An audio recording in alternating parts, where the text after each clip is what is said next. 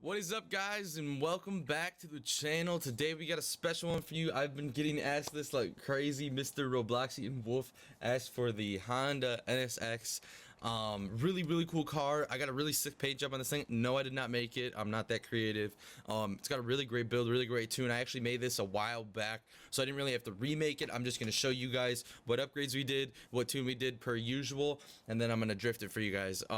This is a really cool car. It's really fun. The engine that I put in this thing sounds amazing. I did the V8, which I really love doing V8s. Don't ask me why, just have always loved it. Rear wheel drive. I did a positive displacement supercharger. I love doing superchargers, and I specifically like doing positive displacement superchargers. Rocket Bunny kit, because come on, you know, it's an NSX. You gotta make that thing look nice. Cosmetics, do whatever you want with. Engine's gonna be maxed out as I do per usual. Platform and handling maxed out, except for the fact that I do the stock chassis. I don't do the roll cage. Pretty much do that across the board on my drift builds. Everything here is maxed out, and then tires are kind of up to you. It really doesn't matter what you do with this stuff. As per usual, keep it within 1 or 2 variations for the wheels, and then for these, I don't change them at all. I don't make them any bigger. But yeah, that's about it. If ever you can widen out a car, I usually widen it out to the max. But other than that, that is it for the upgrades. And now let's jump right into the tune and into drifting. Alright, so for the tune, as per usual, we did 26 on the front tire pusher, 28 on the rear. Tuning, I pretty much just changed the final drive to get the graph in the bottom right to that little tiny point right here, if you guys can see, right on the edge. And then for alignment, we have 1 on the rear, -5 on the front, and then +5 on both the front and rear toe.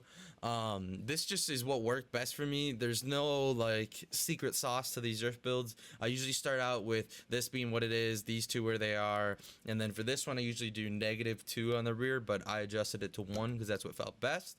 27.91 on the front roll bar, 14.81 on the rear. I haven't done this in a while, so I don't know what it comes stock as, but I'm assuming I just adjusted this build quite a lot, or at least enough. 593.9 on the front springs, 485.5 on the rear. Minimum ride height. I mean, obviously you want to slam this thing. It's an awesome car for that. And then front rebound stiffness 10.5, rear rebound stiffness 9, front bump stiffness 4.3, rear 4.5. I don't really mess with aero. Braking up to 145%, just in case you guys have handbrakes or brakes and you want to lock off those tires, and then maxed out acceleration and deceleration on the differential. Now let's hop straight into drifting. I'm going to do things a little bit differently today, and I'm going to drift down in the chase cam, and then I'm gonna drift back up in first person. I don't know why I'm gonna do this. I just think it'd be fun and a little bit of a change of pace for you guys. All right, so let's hop straight into the drifting. All right, take 485 of trying to drift without going off the track. This is a really great, respectable car. I mean, everybody knows about the NSX and everybody loves this thing. It's a really great drift car in this game. It's definitely a blast to drift, and not only to drift, but to just listen to. The engine, the V8 sounds awesome in it.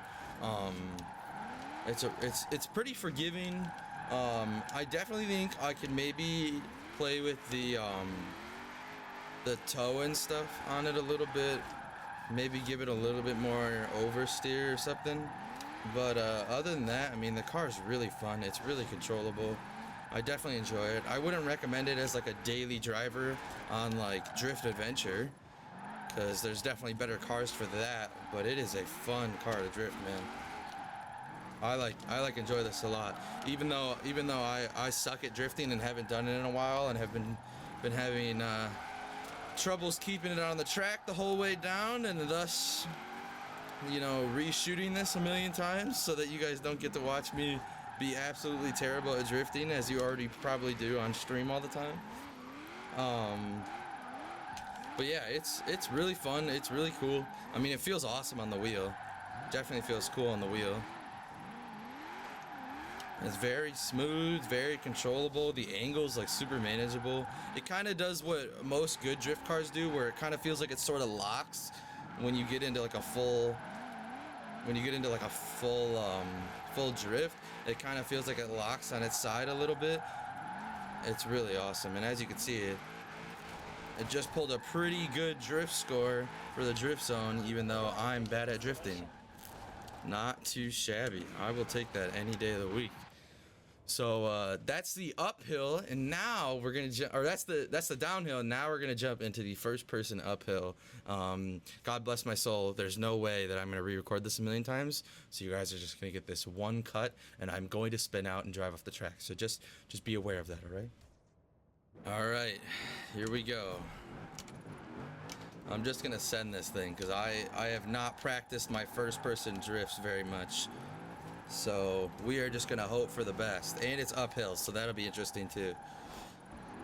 I did try this one time before even starting to record. Before starting to record the whole video. This is definitely like the first cut of me drifting it since doing the downhill. Yikes. I did try this once and I didn't do too bad though. I think I got like a 300K or something like that on the drift zone, which is not that bad, all things considered, considering it's pretty hard to first person drift, especially with a wheel and in a car you don't have a ton of practice with. But there's something really satisfying about this drift camera, and I wanted to share that satisfaction with you guys, although I'm pretty bad at this. Drift cameras are just so fun, especially on the wheel. Like, this just feels so good. Ignore my misshifts too. You get to actually hear the misshifts in the cockpit view versus in the chase cam, where it doesn't play the sound of it, obviously. But man, doesn't that just look so cool and sound really good? The nice echo of being in the car and stuff. And the nice metal clanking of me hitting the guardrail, or the grass and mud sound of me driving off the road.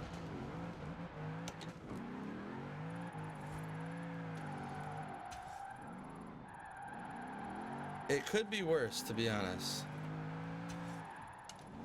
I could have done way worse than this. 2 spinouts, not too shabby, considering I really don't first person drift too often. But I thought it'd just be fun to throw in the video and give you guys a little perspective of it. This turn kills me.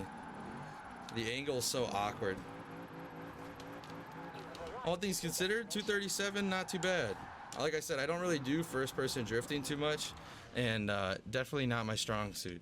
But this car looks amazing, this car sounds amazing, this car drifts amazing, and I highly recommend you guys making a build for it.